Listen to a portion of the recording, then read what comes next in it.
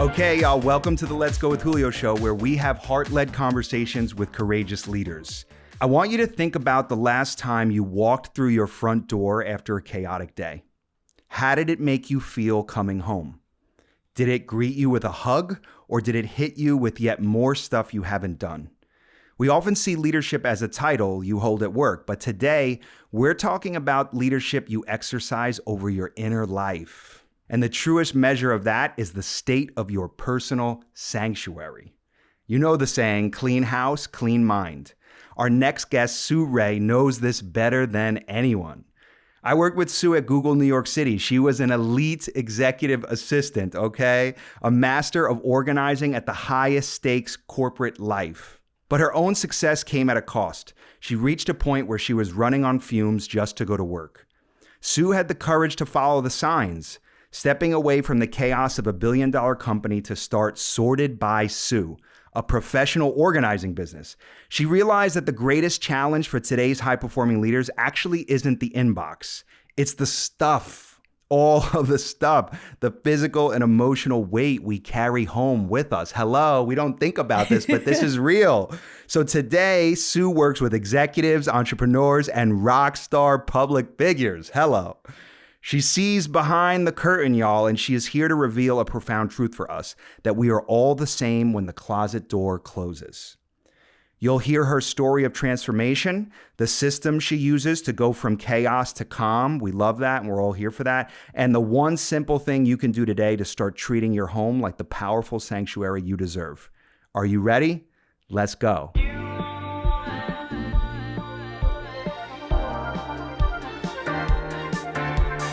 Hey, welcome to the show. Welcome, thank you. It's so nice to have you. Oh my gosh. Okay, so I need to tell people how we met. Of course, yeah. So here I am, young whippersnapper at Google, eager beaver, trying to get into the marketing team because I was in operations at the time. We wanted to do something in Pride. Everybody on the marketing team said, you know, it would be really cool. You should get the creative lab to design something. But then everyone also said, you're never actually going to get their resources. Like, they're never going to help you. You're never going to get to talk to them. And I thought, son of a gun, I don't know how much I believe that shit.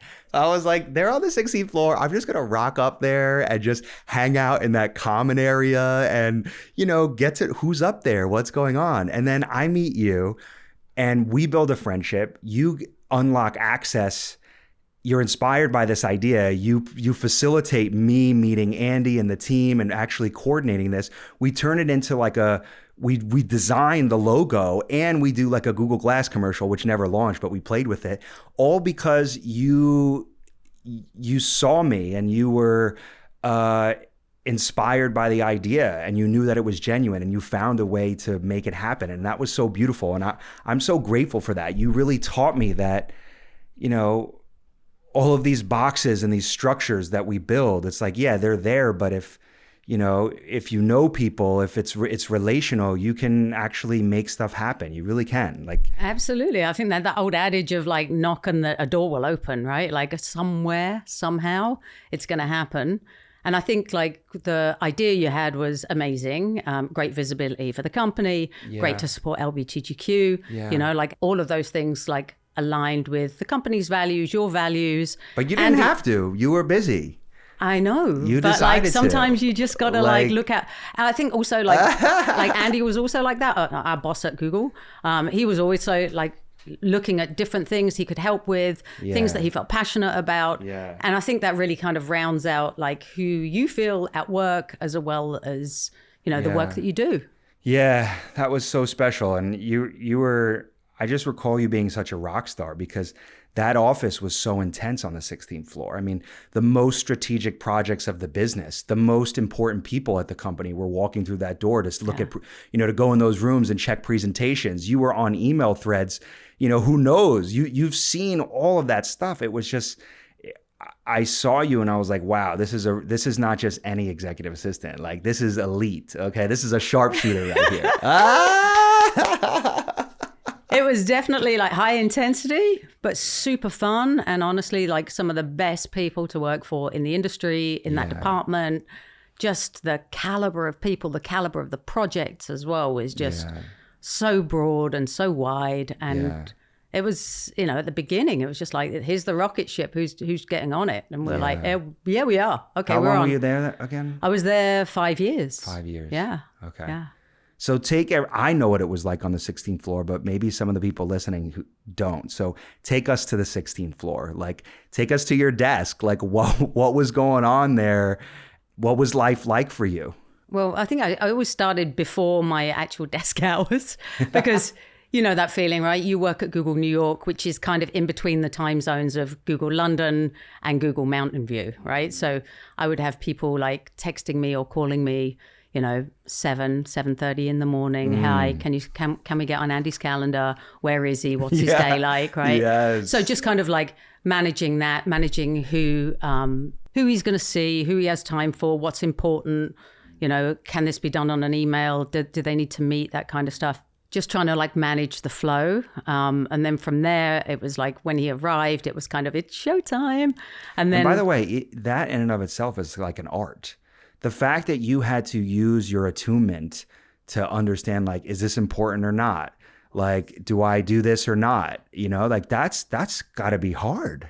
Well, I've been an executive assistant for my entire life, right? So working at Google was just like the very pinnacle of everything, right? Okay. So it's like I'd had all the training, but I'd not had a training on this particular rocket ship. So learning to be on this rocket ship was like, different people, different acronyms, higher stakes for sure, right? Like, yeah. Different projects every week. It was always like multiple projects running simultaneously. So just trying to retain that information. It was sitting at meetings, taking minutes, working out like who's got action points, what they need to get done, that kind of stuff. So and nonstop. It's like nonstop. I think the other thing is like when you're in it, you don't realize that you don't have a moment to breathe. Yeah. You just keep going because that's how we do, right? We just keep moving. And I remember a couple of times I like tried to look at like meditation classes within Google and stuff like that. And firstly, I thought I don't have time to do a meditation class, which is a joke, right? But the other thing I would do is when we did have a meditation room downstairs, I would go down for 20 minutes just to close my eyes. And like, that felt like an absolute luxury in the middle of the day. And because I could tell people I'm going down to meditate, they're like, oh, okay. Meanwhile, I'm like, oh. Totally. So you were there about the same time as me. I felt like it was strong. And then at some point it started to buckle. And the weight of all the intensity, I was no longer able to manage well. I didn't have systems in place. What was that like for you? And what was the turning point for you? I think probably after about 3.5 years, I just thought like, I don't know how much longer I can continue to do this at this pace and give it my all, which I had been doing. So then I kept thinking, well, I don't want to quit because then I want to quit the job at Google, right? But, and there are lots of perks and things that come with it, right? Firstly, there's the kudos of like, oh, you work at Google, right? Totally. So that's big one, number one, like external validation or perception. Oh my gosh, I loved wearing a Google shirt. I was the hottest shit. And then, there's obviously like massive amounts of perks that come with it, like, free this, free that, you get stock, you obviously get free meals. So there's a lot of like things around that come into it. I think I also came to a point where like, I didn't really feel as though I was functioning at the top level. And I started my whole life was work, basically from 7 in the morning till 7 in the evening. It's just everything it consumes. It's all consuming. It's all consuming, yeah. And you're checking email in the bathroom before bed, in the morning, between dinner. It's literally. Yeah, your phone is attached to you 24/7. You're never not looking at it. It pings your even life. hours of the night, and the weekends. Yeah. There wasn't an expectation that you did an email on Saturday or Sunday. That wasn't a thing. And my boss also told me just because I ping you at like 10:30 at night does not mean you have to respond. It just means that my kids have gone to bed and this is the time I get to. Right. But in my mind, I'm like, no, he's pinging. I'm responding. I'm like, oh no, I'm up. I'm doing stuff. It's all right. But unfortunately for me, that was a lack of my own boundaries with work and my own stuff, right? And I realized that that was one of the things that basically can contribute or did contribute to my not downfall or demise, but just like my realization that I can't keep doing this, right? So I thought about leaving, and then I thought, I don't know. So I kind of went for a different angle, which was asking for a sabbatical. Nobody had ever taken a sabbatical in the Creative Lab before. Because that was a benefit that was offered, but no one ever actually, it was like, why would, I think it's almost like vacation. People don't sometimes take their vacation and then they use that as a kind of badge of honor. I've only taken 4 days vacation this year. Oh my gosh. I did that. It's like, I've accrued all this vacation. I maxed out. Like it was a cool thing. It was like, no, bitch, you should take vacation. Exactly. But I think the other thing is when you're on that hamster wheel, you just keep going, right? Going. Again, your job was so high intense all the time. It wasn't like there are some tech jobs where you can get away with, taking a few days to just, no one's going to know. I could work from home or whatever. Yeah. But with your job, like you were on 24/7, like the expectation was you're revving at full RPMs. I also remember at Google, we used to have that 10% project. Yes. I was like, who gets to that? Who has that extra 10%? Yeah, who the hell is time for that? Because I don't. And I used to be a little jealous of people that were like, oh no, this is your 10% project time where you can focus on something that you love. And I was like, I just felt as though I had zero bandwidth, and that should have also been a massive flag waving for me. But I was just like, oh no, keep going. Yeah, and it's interesting because it's all, too, it can be hard to complain because you can get labeled as like the poor Google girl or guy. Like, oh, your life is so hard. Like you work at Google, it must be so hard. Oh yeah, and there's the other thing about the being googly, right? Like everyone's like trying to be helpful, and you don't want to be that complaining like, oh, sorry, I can't deal. I've got such a hard time. I work at Google and I'm very stressed, because I just didn't feel as though there was an outlet for that. I mean, besides talking to the therapist at Google, which was very, very helpful, but like... That's good you did that. I never took advantage of that.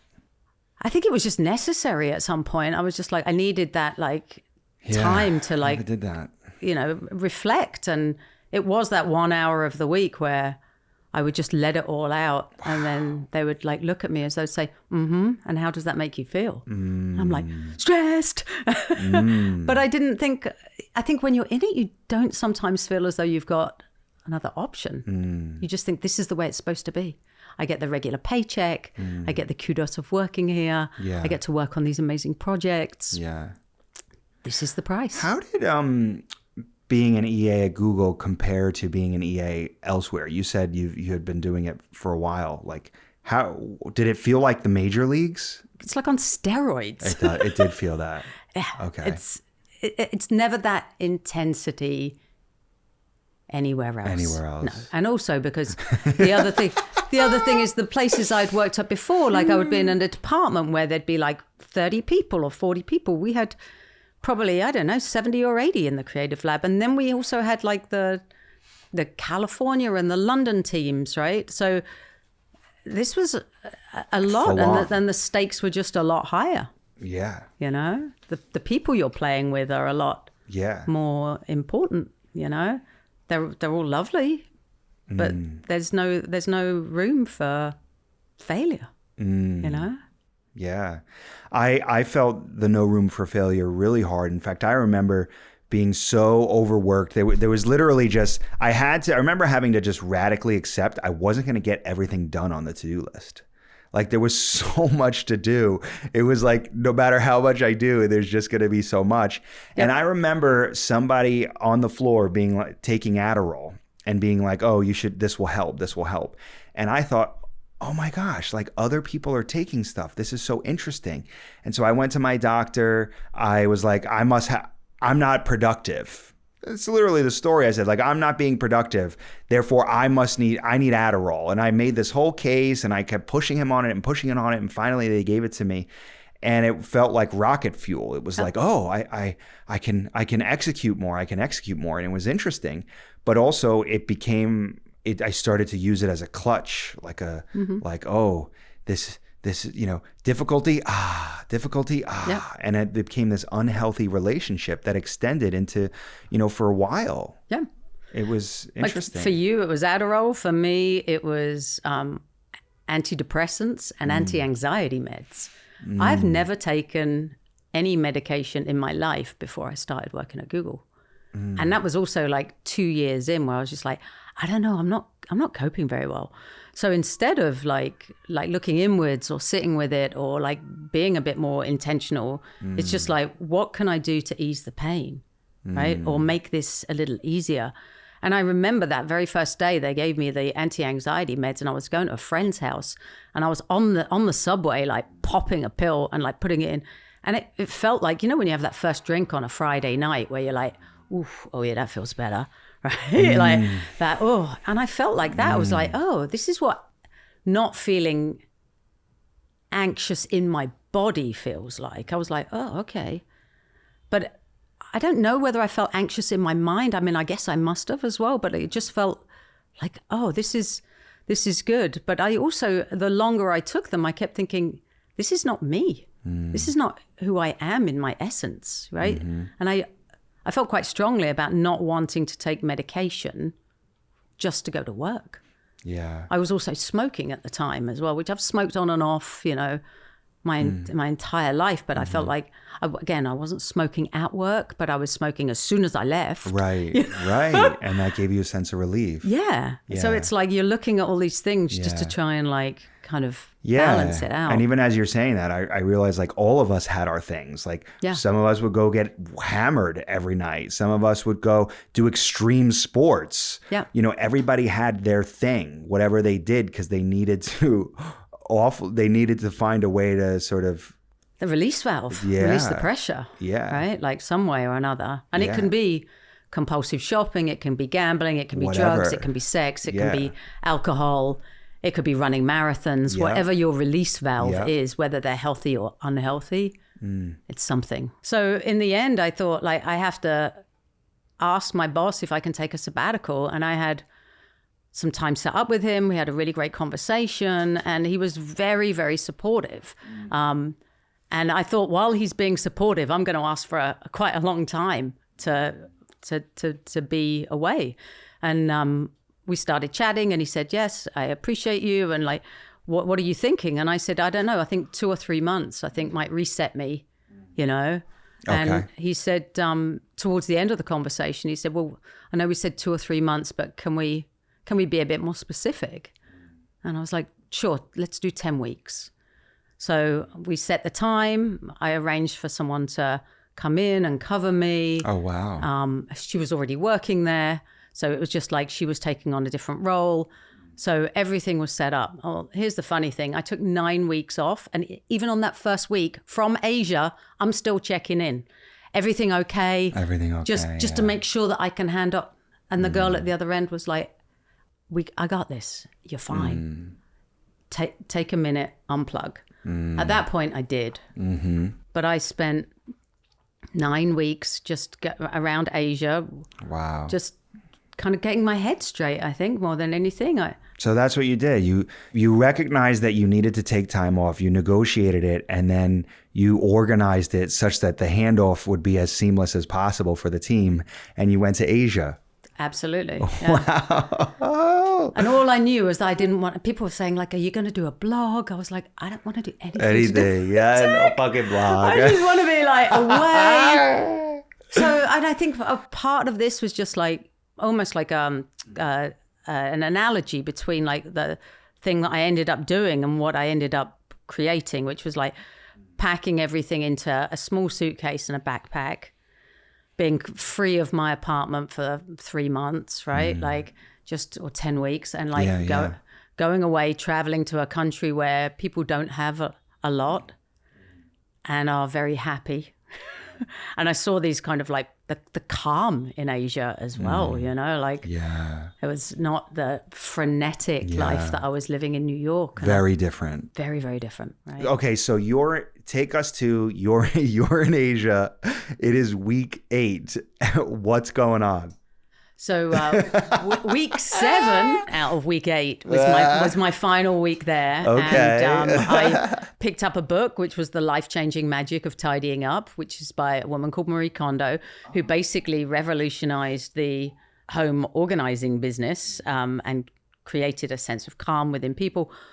So I read this book and felt very inspired by it. And Where were you? I was in Bangkok at the time. You were in Bangkok? Yeah, on my last week. Like at the hotel? Yeah, just by the hotel, sitting at the pool, letting my last week go by. Nice. The other good thing was that because I planned the trip out, I'd also planned 1 week of being back in New York before I went back to work.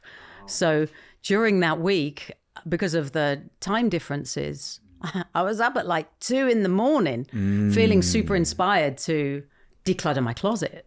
So, yeah.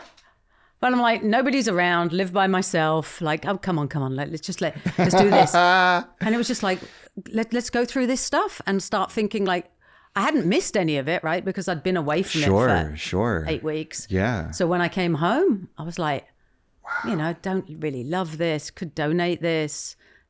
And then once I got my place, I decluttered the whole place, not a big apartment, New York City, right? So by the time I'd finished, I was like, I think this is what people need. This is what the kind of kernel between like having a stressful job and having a calm home base. I think this is there's really something in this, right? Like, I didn't know how to do it. I didn't know how to start the business or anything like that. It was just like, okay.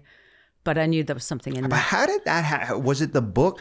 Was there a through line? Had you always done this connected to this kind of work? Or was it the book that did it for you? How does that happen? Because that's a big decision to make. I think I've always been pretty organized. Like, obviously with work, it's been calendars and people and stuff and offsites and that kind of stuff, right? Sure. And then this is almost like flipping the coin to kind of personal mastery over your own space. I see that translation. It's the calm, it's the less anxiety. Yeah. It's that, like you said earlier, it's the hug that you come home to, right? Like, I think, and I don't know that people really understand the weight that they are carrying with all of their stuff in their home until that, again, that release valve is taken off. And they see the lightness.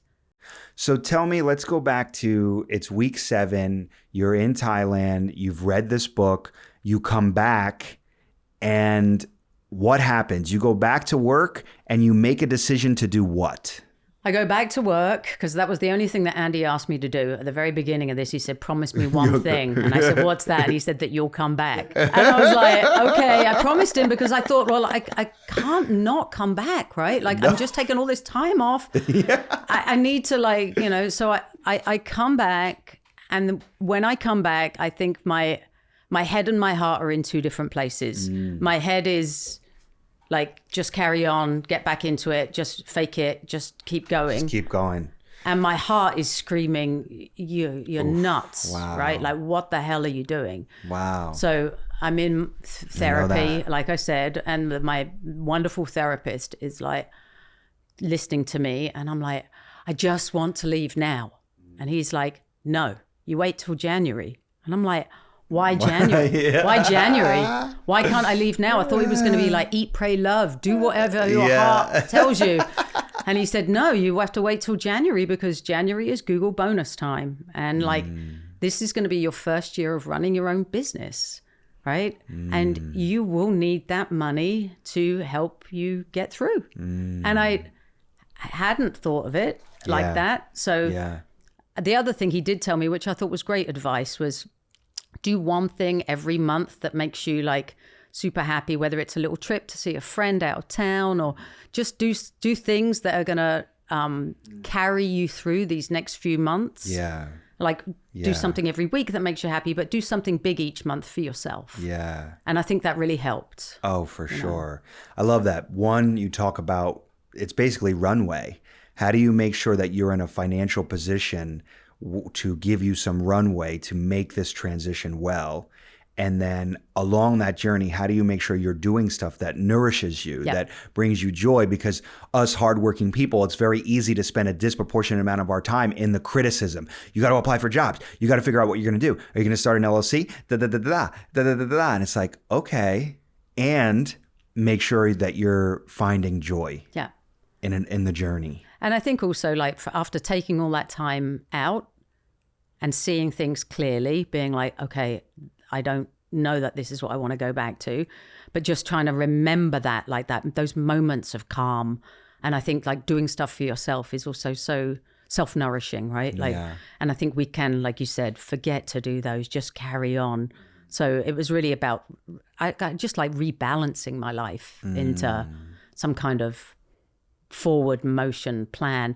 And I didn't really know what I was doing, but I knew that I loved organizing. So I would offer to organize the swag cabinets of people at work. And I found so much joy in that. And I was like, oh, maybe this is a little sign, you know? Interesting. And then after that, I just started asking people, like friends, I was like, you know, hey, if you need something organizing, maybe I can come over and help you. Right. So really, that's how it started. You just started offering that. Yeah, because it's like I wanted to, I have a passion for doing it, and I wanted to kind of like hone my craft before I started doing it for real or for money. Right. So it was like a joy for me to work out like, oh, what works, what doesn't, you know, and like play with it a bit, you know.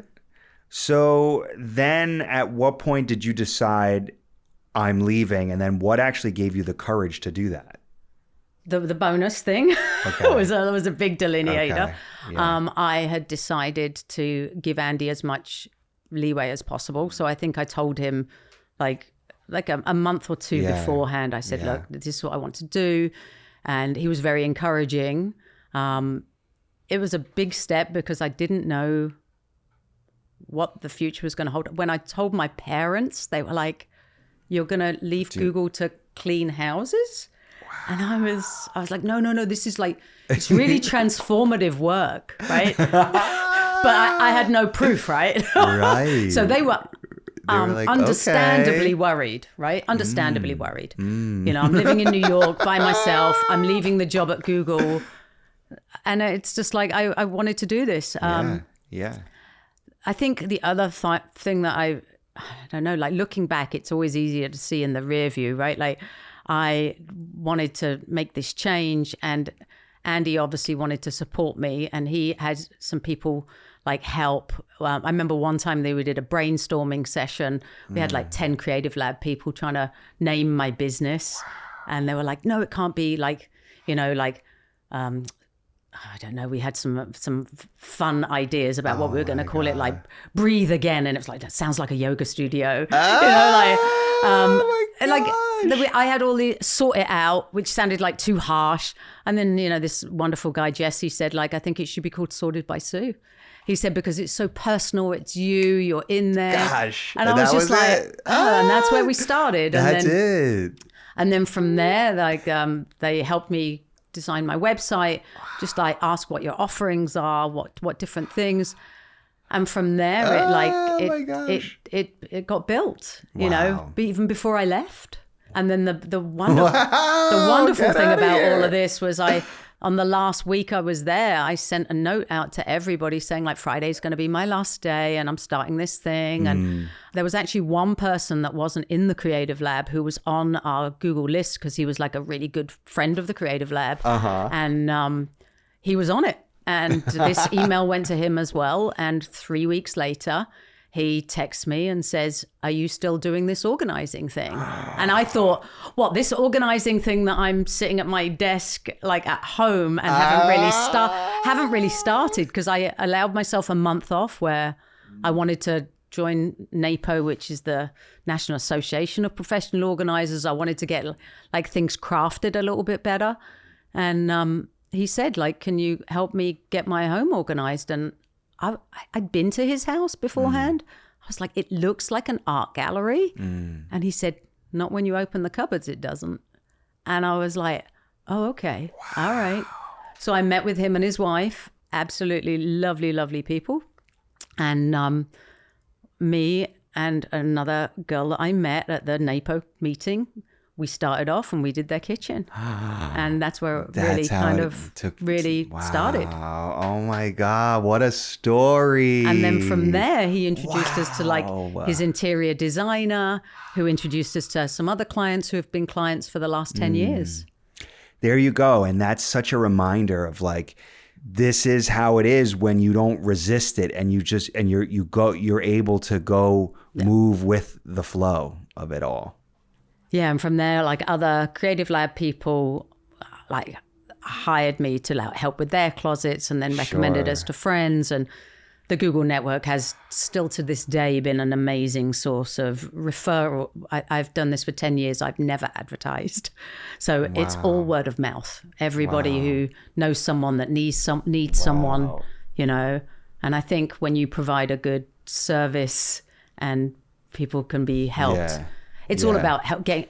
It's all about getting people unstuck. Yeah, right. They probably let you do that sabbatical because you were so loyal and hardworking. You were exceeding expectations. They knew you were committed. They knew you cared, and this was their way of honoring that. And that. So I also think it's beautiful that both you had the courage to do that, but also you had earned it. You had earned your right to take that time off because you were dedicated and you got the stuff done. Yep.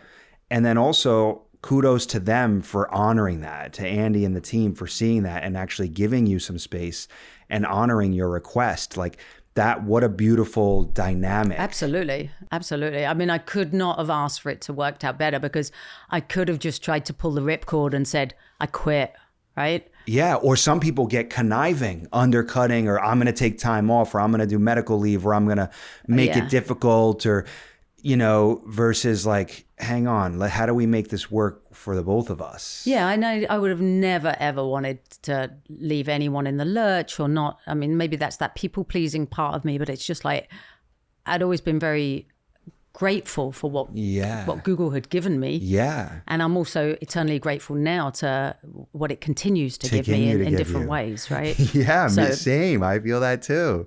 I mean, this friendship. Yeah, exactly. Hello.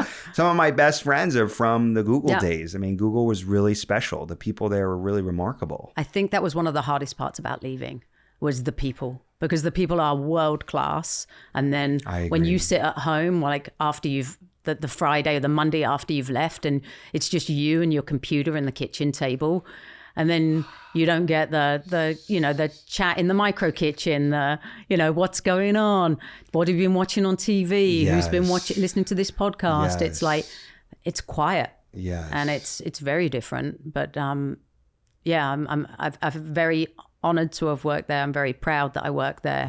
And still love it, you know. Now, something I love and I'm so curious about personally is you've been in such a range of homes from all kinds of people, you know, people with money, people, you know, celebrities, public figures, you know, really powerful, important people. You've looked behind their closets in the most intimate of spaces. And I can't help but wonder, like, what does it say about humanity?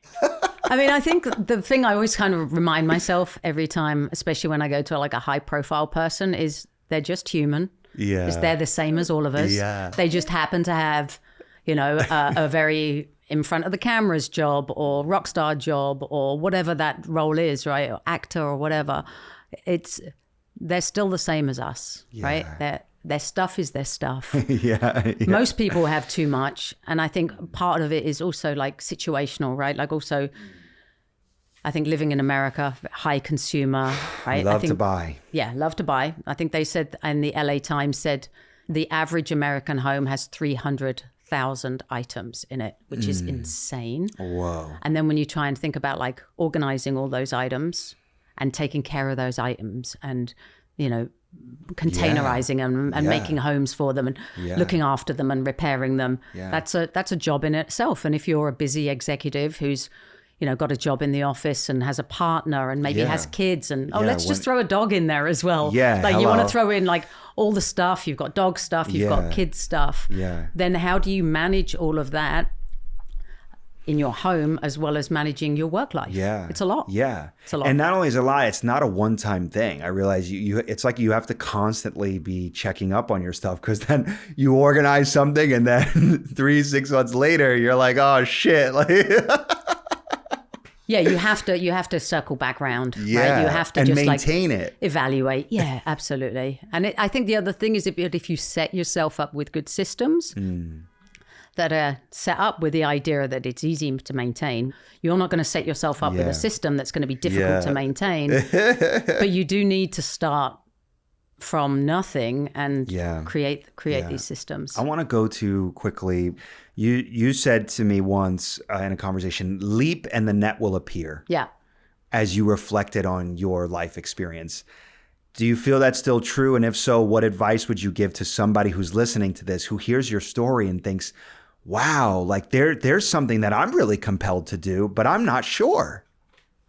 Well, so a big hero of mine, David Bowie, right? Like, and he had always said, like, when you go out into the water, go just a little bit further than you're comfortable, because that is where the magic happens, right? And I truly believe that, maybe just because I'm a fangirl, right? But I do also think that, like, playing the comfort zone is not where things change. Yeah. Because you're not pushing yourself out just that little bit further to have the opportunity to make your mark or whatever it is. And I don't know that I knew that I was doing that. I just thought, I feel as though I have to do this. It was so strong for you. I don't know that it was like really intentional. It was more just a feeling. A strong feeling. Yeah.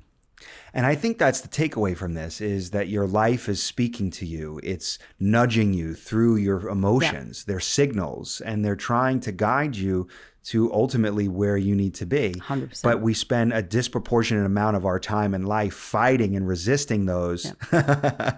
And that creates the suffering and the chaos, as opposed to taking a beat. Okay. You were like, I need to take some time off. I need to take a beat. I'm doing my Eat, Pray, Love situation. Yeah. You find this book, the whispers start coming, you start organizing, they build a website, and then boom, here you are doing this service that, you know, it's not like this was preordained, like you knew that this was going to happen. Like this was it kind of unfolded. And Sorted by Sue is such a freaking brilliant name. Hello, Sorted by Sue. But it's just built. It's built and built and built. So good. And it's so like brilliant. little steps that they take you on the journey. Wow. You know? And I think as each year goes by, we learn more things. We, you know, are able to help more people. Yeah. It just becomes more joy. When you go in to assess a place, like how are you thinking about that? I think generally I go in and the first thing I ask is like, how does the disorganization make you feel? Right? I want to know how they're feeling in their home. How does the disorganization make you feel? Because I'm not judging them, right? This is no judgments, right? I think people have too much stuff. A, consumerism. B, post-COVID, people were just ordering stuff. Like Amazon stuff comes to your house. You don't even have convenient. You don't have to leave the house to get stuff. And then returning is a pain in the ass, so you don't return. Then you keep it. Then you put it on your bookshelf. You put it in your bathroom. Maybe you'll use it later. You'll put it down the back. So right? True. So I think this kind of like stuffication, right? Like it ends up filling. Yeah. And if you're not actively making stuff go or let stuff go out, or you don't have a system for letting stuff go out, then your place is going to get gunked up. So how do most people answer that? When you say, how does the disorganization make you feel? Like, are there themes? Like, how would you? Yeah. Anxious, upset with my partner, upset with myself, that I'm not doing enough, that I'm not enough, inadequacy, a whole range. So it eats at people. It does eat at people. It eats at people. I think when I ask them that question, they're like, okay, this is how it makes me feel. I don't like it. I shut the door. It's still there, right? We can pretend that it's not there. And I think like the external clutter affects people's internal minds. So the visual clutter ends up being mental clutter. Yeah. visual clutter ends up being mental clutter. Say more about that. So when you walk in the evening, right, and you open your door and like everything is like the housekeeper's bin, everything feels nice, right? It's decluttered, right? It feels like you can breathe when you come in, right? Yes, yes. Now compare, right? You know, the sofa looks good, right? The washing up is done, right? Like everything feels like, right? There's a calm, there's a presence that makes you serenity. That makes your nervous system feel calmer.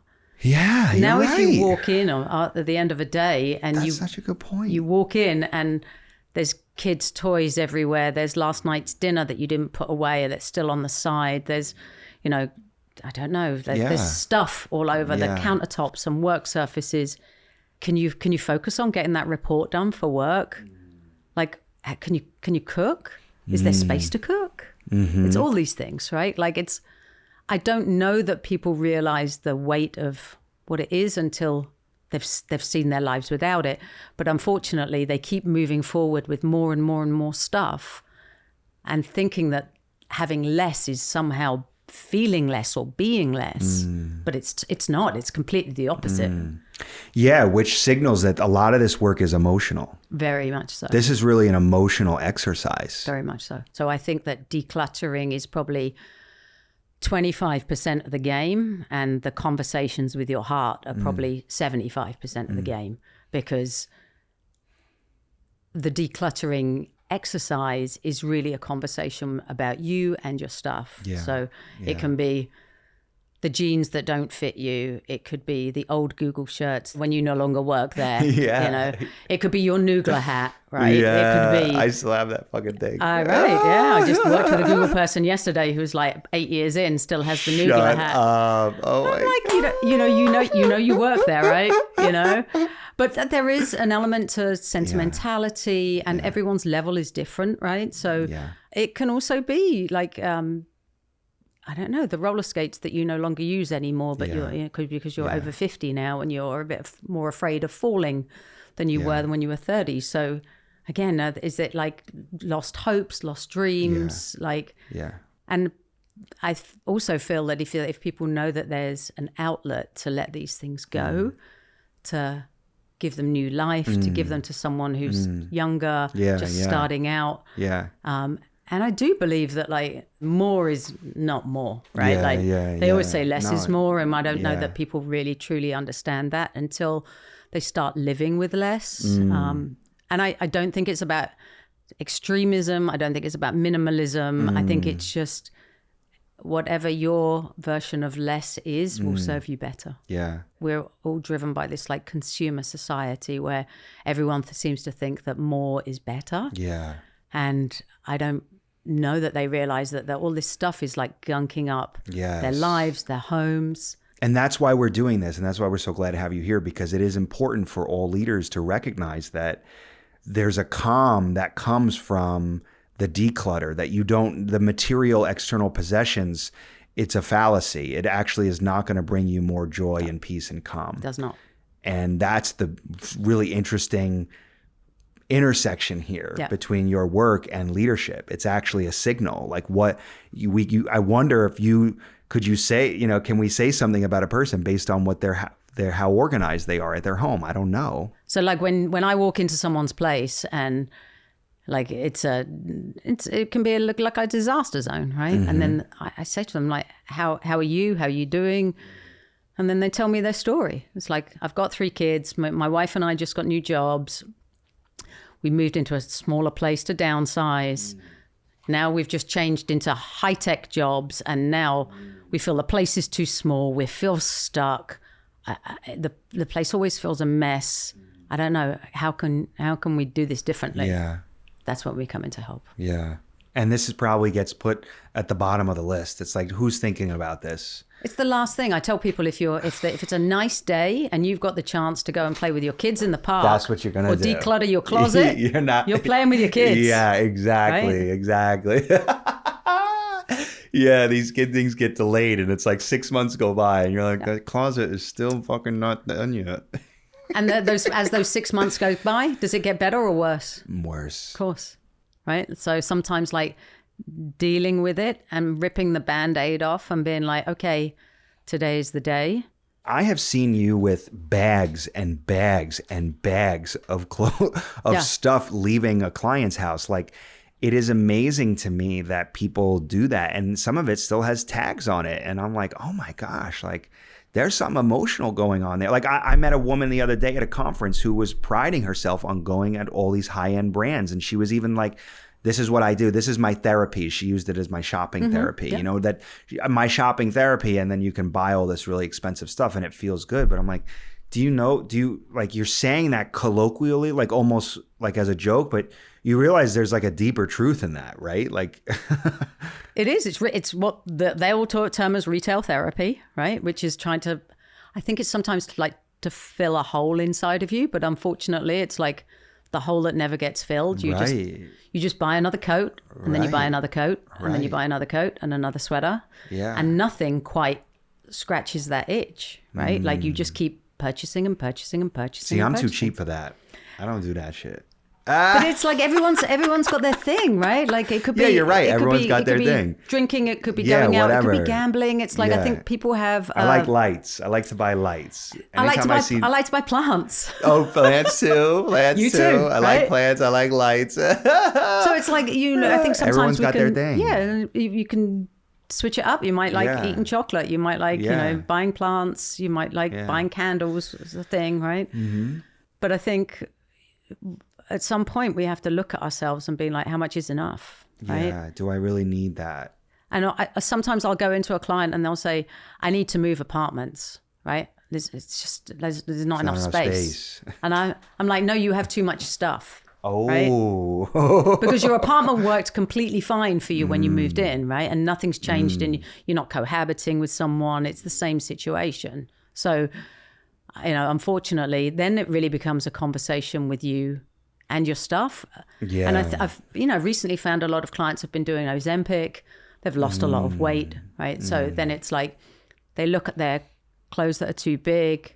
They know they don't want to go back there. Yeah. But then there's a part of them saying, but what happens if I do go back there? Yes. Right? Yes. So that's another Yes. Do I hold on to it just in case? Yeah, but it's also the same for people holding on to stuff that's too small for them. It's like, I'm going to go back to the gym and I'm going to get back into those 27-inch waist-sized jeans. Mm-hmm. And the conversation really is having, again, a conversation with yourself. Like, are you going to do that? Like, let's say you commit for 6 months of going to the gym, right? And see if you can do that. Yeah. And if you can't, then all this stuff that you're keeping that's too small, all it does is make you feel bad. Yeah, and you're right. I'm okay with people having like aspirational clothing, but don't have it be a third of your closet. If you want to keep some aspirational, keep some, absolutely, but keep your favorites, right? Don't keep it all, because the other part of this is when you lose the weight, you might not want to go back to your old clothes. And it's, I don't say this in terms of just like discarding or getting rid of stuff really quickly. I think it's just part of your emotional psyche. When you lose the weight, you're just like, I feel like a different person. I want to wear different clothes. Yes. Yeah, absolutely. Absolutely. We were talking about emotions. I want to talk about grieving. We're not just moving boxes here. You're actually operating at a deep emotional level. Profound events. You've talked about spouse, loss of life, moving in together, things like this. Like, how do people respond to this process? Like, what is that like? So I think there's two different tracks here, right? The first track is grief is like extreme loss, and we have to deal with that as one tract. And then the loss of your stuff, like letting go of your stuff, is something different. But when those kind of converge together, I think we have to be firstly human, right? And meet the person where they're at and just find out. And each of our clients is different. I'll give you an example. One of my friends, her mother died. They're Jewish, and her dad said he wanted to let go of all of his wife's stuff like really quickly So I went to Pennsylvania and we got everything of hers out of their bedroom and we moved it downstairs. And then what he said he wanted to do was have all of the kids and all of the grandkids shop from Phyllis's closet. Oh. So everybody could come and take a piece of Phyllis home, right? Wow. And then everything else got donated. So that was kind of one way of doing it, right? Another woman we helped, her husband passed, and she found it very difficult to keep seeing his stuff in the closet all the time. So again, we helped her like work out what stuff she wanted to remember him by and how we could box it and put it away from her. So every time she opened the closet, she didn't see his jacket, right? And I tell people, your memories are in your heart, not in their stuff as well. Your memories are in your heart, not in their stuff. Yeah. And I mean, it's not to say we have to get rid of their stuff. Right. If you want to keep it, we keep it. But I think, again, we honor it by keeping it safe, right? Like labeling it, boxing it, making sure that like if you want to go back to it, she wants to like pick up the memory box of the photographs or anything like that, or she wants to go in and sniff his jacket, right? She knows where it is, right? And I think every person is different. And I've known from my own personal losses when I've lost people, it takes me up to like 5 years to let stuff go. And I'm an organizer, right? And this was before I was organizing, but I think you know when the time is, and nobody can tell you when that time is. Yeah. But again, if you have, again, it's a system about like honoring them, keeping them present in mind, but maybe not present in everything in your apartment. I tell people all the time when I'm working with them, like, I'm never going to tell you what to get rid of, right? That's not your job. It's not my job. Like I always give the example, if I saw a sweater that had holes in it, I might think it's not even good enough to donate. It has to go into our textile recycling. And then all of a sudden they tell me that's their college sweatshirt that they would never get rid of. And that because that holds all these memories. But I don't know their stuff like they know their stuff. I think there's a lot of things that we can help let go of that are under that level, you know, of like the easier things to let go of. Right? I see. No, I like that. That's a takeaway for me. It's your job isn't to tell them what to, and it's not your stuff. It's you. They know it better than you do. Yeah, I like that. Yeah.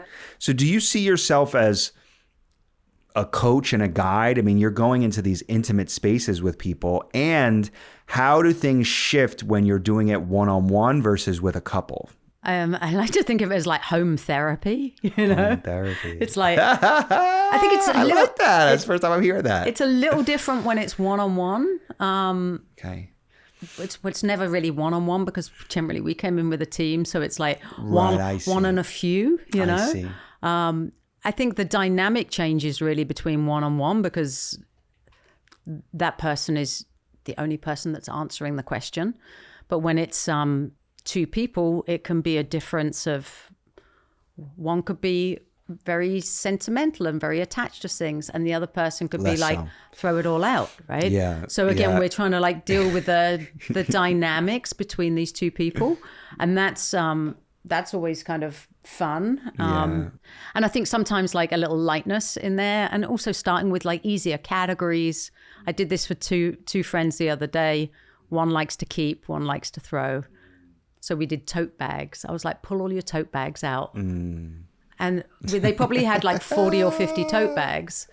But it was a category where neither of them were really invested in their heart. So it was easy to get rid of a lot, you know? Tell me, what are the common themes you see in couple arguments that can be traced back to disorganization? I'm curious. I think sometimes in partnerships, there can be a difference of tolerance in how much clutter is okay. Some people call it clutter blindness when their partner doesn't see anything. It's like I can't live like this. Like what? Yeah, like what? It's fine to me. Yeah. So I think there's an element of that, like understanding where the balance is. Even things like chores. Like, is it like a kind of is it like the woman normally does more than the man? Is it like is there some kind of like power struggle here underneath? Do you know what I'm saying? And I generally think that I think, Esther talks about this, Esther Perel, like the kitchen sink and the things that are in it are not really the problem. That's right. It's, that someone feeling underrepresented, underheard. Yes, not heard. It's not that. Yeah.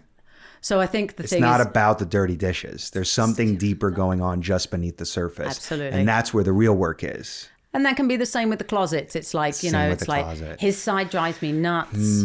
So sometimes I recommend if one person is calling and she says, my husband really doesn't want to do this, then I say, do your side, right? Just do your side, tidy up your side, declutter your side, and then he will see how easy it is for you to get dressed in the mornings and how easy it is for you to maintain. And then because you're leading by example, he may... Suit. Yeah. Or the other thing is like we may come in and I say, is it okay if we don't let go of any of his side, but how about we just reorg it a little bit, right? So he can just see a little bit about even just reorging it, how it can be a little better, right? Yeah. So I like that. So yeah, I think it's like, again, it's a little therapy. Yeah, it is. It's home therapy. Lightness keeps coming to me because there is a sense of lightness that comes when you do this work. Yeah. You feel lighter, you feel clear. There is a calm, and this is so important for leaders right now because our work lives are so intense as they are. Yes. So this is really a value add in your life to think about how can you create calm at home? How can you reduce the amount of stuff and be more organized and simple? You were saying earlier, it comes down to a lack of systems. Yes. I think also if you live, like let's say you live with your partner, and you don't have a system set up, there's always one person that's trying to find the scissors, right? Where did you put them back, right? I don't know, right? Yeah. So it's like, God does that to but me, I think the thing is if you have a system that's created for both of you, right? And you know where the scissors go, if they always go back in the same place, then you know where they go.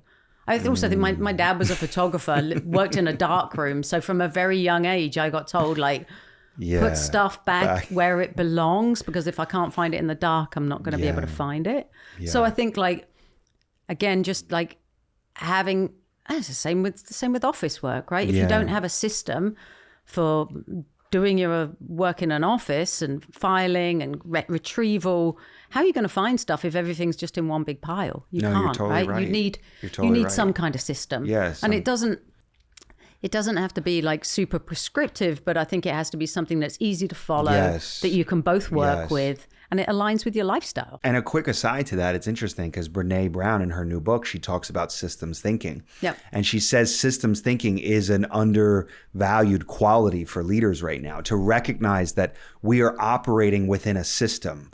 Whether it's at work or at home with your stuff, you have to think about the implications of the system. And if you have a system, but then you know the scissors go here, but then you put them here and your partner can't find them, you're now breaking the system, and there's implications to that. I tell clients all the time, like if you don't put the scissors back where they're supposed to, putting them in the wrong place just actually causes you more anxiety, and it causes your partner more anxiety. So putting stuff in the wrong place just adds more anxiety all around. So like just once the system is created, I think the problem with a lot of people's homes is they don't have the systems. Right. So then how can you expect your husband or your kids to follow it and honor it, right? If you don't have it to begin with. You don't have it to begin with. So it's like, follow the system. And that's what you do. You help create that system for people. And it can be something so simple. Simple, easy. Just like, it doesn't have to be elaborate. It just has to be something that's workable. I love that. So now I want to move into the actual system. We keep talking about system. The way to get from chaos to calm is through the system. So we're going to run through two very different examples of recent clients that you've worked with. And we're going to put it on the screen. And what I'd like you to do is walk us through the before picture. What's going on here? So the before picture is, as you can see, like a little bit random, a little bit chaotic. And if you wanted to maybe pull, I don't know, a hairbrush out of there, it might be like a game of Kaplunk where everything just falls down. So the idea here was to pull everything out and then go do a sort, So the first thing we do is we sort all kind of similar items together. So we call it sorting like with like. In this case, as it's a bathroom, it'll be all of your dental stuff together, all of your first aid together, all of your medicine together, anything that you consider backstock, like extra stuff that you don't need in your daily, can just be in one area. We also had like a category for hair because they had kids and they wanted to put like hairbands and stuff like that. So once we've defined all the categories, the first thing to do is sort. Then after that, the next phase is purging. So getting rid of anything that you don't need.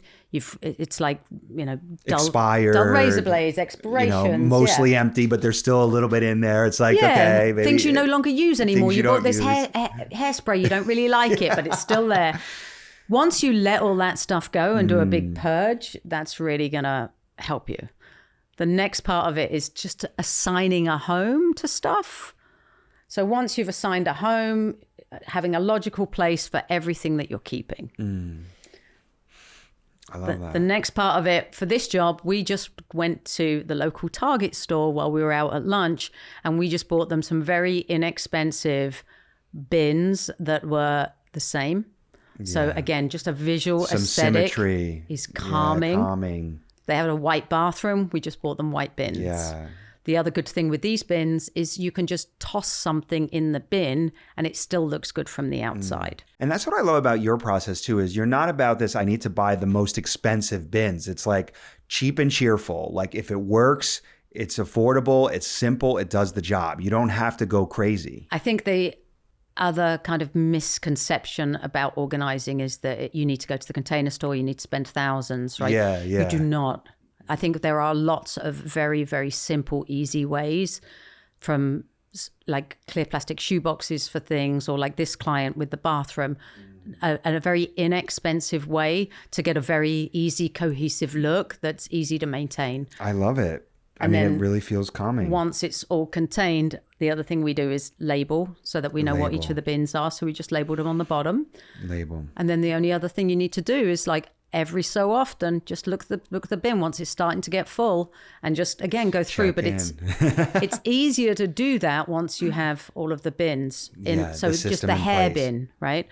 The other thing that this client wanted was she has 3 kids, and she said, we went through and there were like face masks and Epsom salts and things like that. And she said, I really need to do a spa day for myself every now and then. And I said, okay, so let's make that as easy as it's going to happen for you. So we found a nice, one of her like makeup, a bag, and we put Epsom salts in there, a candle, and the things that would make her spa day easier, right? And we put them all in one spot. It's all in one spot, right? And then what we did was we put it at the back of her daily stuff, so that once she's done her daily stuff, there's a reminder there at the back, like kind of like maybe weekly self-care. Hello. I love that. So it's again just intentional design. Yeah, like it's the little things that matter, right? Things. And she said, I don't do this, and I said, in my mind, I'm thinking, you don't do this because how can you? Everything's all over the place, right? But now it's like in one little pick-me-up bag, all you have to do is designate 30 minutes, run yourself a bath, bring these things out. Oh, I love that. That's so actionable. Someone listening to this knows that there is something in their home that they can do this with. Yeah, absolutely. Absolutely. I love that. Looking at the before and after, there's a sense of control, a sense of order and ease, that they reclaim. It's a reclamation. I think the client said it. She said, "Oh, I feel so calm in here," and it is. It's like clarity and calm at the same time. Yeah. So they have easy to follow systems for their whole family. It's not difficult, right? Like one of the kids can say, "Mom, can you put this in the hair bin?" Or the kids can pull the lower bins down. I love that. Just again, accessibility for the whole family, stuff where they need it to be. We put a Lazy Susan in there for their daily medications. Yeah. She said she doesn't really use perfume, but we like the look of them. So I was like, let's put them on it. Maybe you'll use perfume a bit more. Maybe it's just elevate your life a little bit instead of it being on the back burner. Yeah. Sometimes we go to clients and they're like, we have grandma's silver cutlery. We had this week again. They were like, what should we do with it? And I said, do you like it? Yeah. If so, use it. Use it. Right? Yeah, use it. I don't think we're saving all of our stuff for some hypothetical For day some that day, may never happen. Never happen. Yeah, no, totally. If you love it, like change it over, get the silver polished, and make every day special. Yeah, and a memory. Totally. I'm into that. I love that. Yes. My parents used to tell me that. It's like, we're saving it for best. And I'm like, best is right now, baby. We used to have that same thing. My mum used to buy biscuits and she was always saving them for best. I was like, me and John aren't the best. Like, yeah. but What it's the like, hell? But I think it comes from a scarcity mindset, right? Yes. Like, it's like, we're going to save this for the best, for when the neighbors come over, for when we have to impress someone. But why aren't we impressing ourselves, right? Like, like, use the good stuff, wear the fancy stuff, make yourself feel good. Like, you have one life, right? Yes. So enjoy it. Yes. Use the fancy gin and tonic glass and just drink from it like you're on the Great Gatsby. You know? Hell yeah. Okay, we're going to go to the second visual here. This second visual is a closet. So talk us through the before of this closet. First of all, you come to this person's house and you see this. What's going through your mind? I mean, hello. Because that stresses me out. Like the first thing I think is like, okay, we're coming in with a team of 3. Can we do this in a day? That's the first thing, right? You know, it's like time, and how much are they going to get rid of, right? Which is the other part to it. Because if you have a client that's not able to let go, then what happens is you're spending all your time folding and hanging stuff that they want to keep, right? So if you have a client who is easy to let go, it makes our job easier to work with them. Okay. Luckily, this particular couple, they had quite a lot of stuff in there that they didn't use and didn't bring them any joy. Wow. So it was definitely a big job, for sure. But I think also, again, like when we do people's closets, I also tell them I want it to look like your favorite menswear store or your favorite women's wear store. Fuck yeah, that's so nice. That every time you look in your closet, it's like, oh yeah, I love that. I love that shirt. I love that sweater. Those are my favorite pair of pants. I think I look really hot, really great in those, right? Those are the things you want to keep. So anything that doesn't fit, too tight, itchy, like all of those things. Yeah. You know, bridesmaids' dresses, someone's, wedding you went to 4 years ago. Yeah. Hot pink, you're never going to wear it. Yeah. Like, let it go and let it find a new home. Yeah. Right? I also think that when you tell people like, okay, we can donate this on your behalf or we can give the goods away in the community, they're not just going to go in the trash. I think it makes it easier for people to let go. Yeah, and you're big on that. Oh, 100%. Yeah. That's something you're passionate about. Our goal is try and keep as much stuff out of the landfill as we possibly can, whether it's giving away stuff on a Buy Nothing group or giving stuff to other people in the neighborhood to give away on a Buy Nothing because I don't have the time. There's always someone that needs something. And I remember you've even mentioned before that it actually feels richer to give it to a thing versus drop it in some random box. 100%. I think like when you know that you're helping someone, which is one of the reasons I'm a really big fan of this Facebook Buy Nothing group, is that when someone says, hey, I'm looking for, I don't know, an air fryer, and someone's just upgraded their air fryer, the joy when someone comes to your apartment and like knocks on the door and says, oh my God, this is going to change my life. I've always wanted one of these. I never thought I could afford it, right? That's just goodness. It's just like a good, kind thing to do to pass it on. I never used it. So like I live in Chelsea.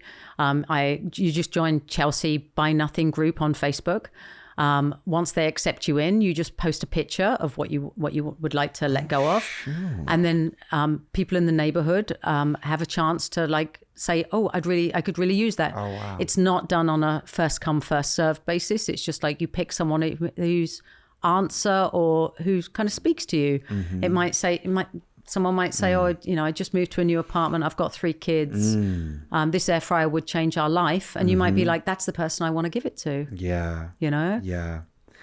So I'm looking at the before photo. I'm looking at the after. I'm curious, were you able to do it in a day? Yes. And how you were? Yes. We did work a little later. Okay, but you were able to get it done. That's only half of the closet you're seeing there. There's another half.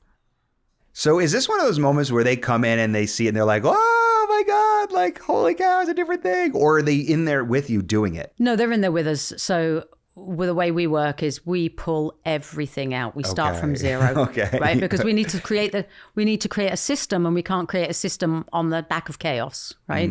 So we pull everything out. You can't create a system on the back of chaos. That's powerful. No, and I think also it's the same thing in business terms. It's like you need some systems to be able to be creative, whether you call that creativity or chaos or whatever. But like if let's say you're in the creative lab, you need someone to still be doing your expense reports, to still be getting your calendars done. You need a system underneath of stuff that's going to work without you thinking about it, right? From there springs your creativity. That's right. Right. And that's the beautiful connection to leadership. Like I look at this and I immediately think of like armored leadership versus daring leadership, you know, like leadership from heart, leadership from hurt. One is kind of a hot mess and one is like structured, organized. I know who I am. I know my values. I know where things go. I know where everything is. I know how things work. And even stuff with this, like closets. It's like sometimes I ask people, like, do you go to the office 5 days a week, 3 days a week? What's your rotation? I also ask them, do you need to wear a suit? Do you need to wear a uniform? What is your uniform? Would it be helpful if we broke that out and we just had an area where when you go to work, you go to this section of your closet, right? And when you're outside of work, you're in this area, and then you've got your gym stuff and your casual stuff, or you've got your dog walking clothes. I mean, these could all be sections for you depending on what your lifestyle is. But if you're trying to find your dog walking clothes with your suits, like because it's all hodgepodge, it's hard for you to operate like that because it slows you down. It slows you down. You know? Yeah. So I think again, just having some systems, creating that calmness and that clear vibe in your head. When you wake up first thing in the morning, that's how you set your intention for the day.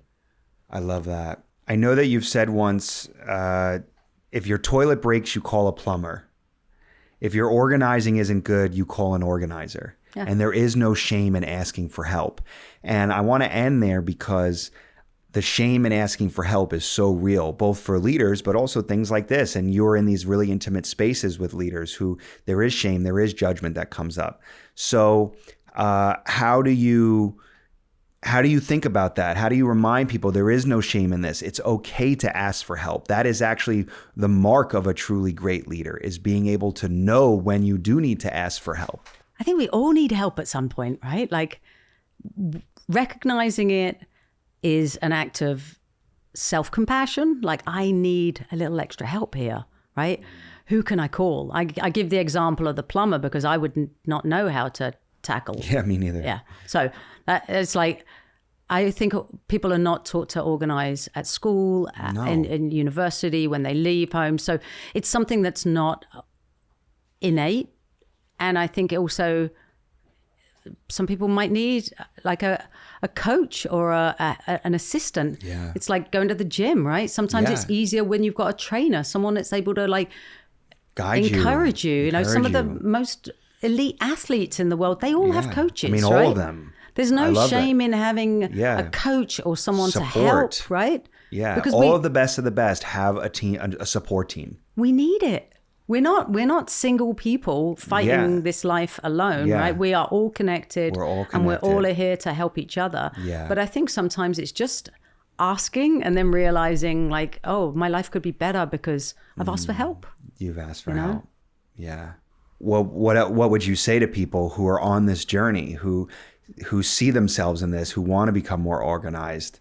I think you have to also work out like what your style is, right? Like some people want to make a plan, right? Some people want to be like, okay, these are the areas that I need to tackle. I need to tackle the bedroom. I need to tackle the closets. I need to tackle the nightstands. You can either do it like that, right? You can little by little, right? Or you can also like have a friend and maybe like you and your friend start decluttering 100 things, right? Each, and then you let those go. That's quite a big step. Yeah. Or you could also do it with a friend and do day 1, we let go of one thing. Day 2, we let go of 2 things. Day 3, by the time you've got to like day 30, you'll have let go of like 500 things, right?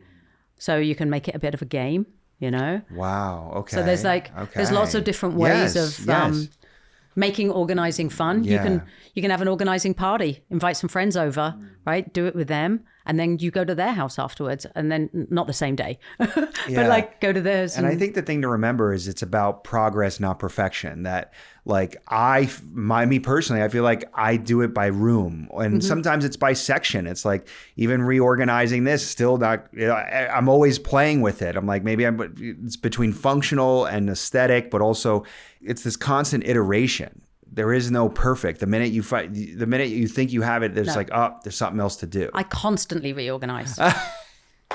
And I'm an organizer. So it's like, but I find there's different ways of doing stuff. I'm like, oh, this actually feels better. This actually looks better. But sometimes I think you have to live with it for a little bit. Yeah. And then, and then you're like, oh, actually, I think this would feel better here. Yeah. But I think also once we start realizing that it's not all about your stuff. Yeah. Sometimes it's more about like keeping the money in your bank account so you can have the experiences. Right. You can go on vacation. You can, take your grandkids to a basketball game that they will remember forever. I generally tell people, like, do you remember what you got for your 10th birthday? Chances are most people say no. But then do you remember when your grandma and granddad took you out somewhere? Yeah, they do. Do you ever get jealous? Like you see somebody's home and all their stuff and like this bitch. Never. Like, you don't feel that? Never. Okay. Because I love how my place is. I love where I'm at. Yeah. And I also, when I look at people who have a lot of stuff, I am like, I do not envy you. Because you have to look after it. Yes. You have to pay a lot of attention. Yes. Well, and it takes time. It takes time. All that stuff I think about people with multiple houses. I'm like, if you have 3 houses, how do you know where your pants are? Like, unless you have pants in all of them. Like, you must have shit everywhere. It's a lot, right? I understand why people want to have 3 houses or may have the money to or whatever. Like, that's totally up to you. Yeah.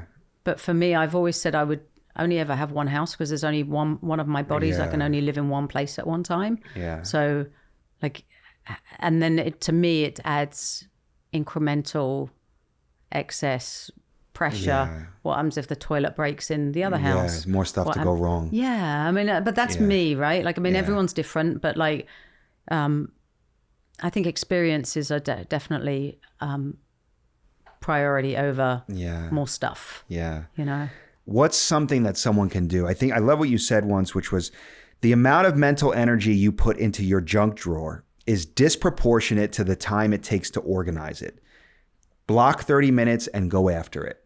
Like, there is a way that you can break the back on this and start to create more calm in your home today after listening to this by tackling something as simple as a junk drawer. So walk us through that. I think the first thing is set an intention. Understand, like, it's going to take a certain amount of time.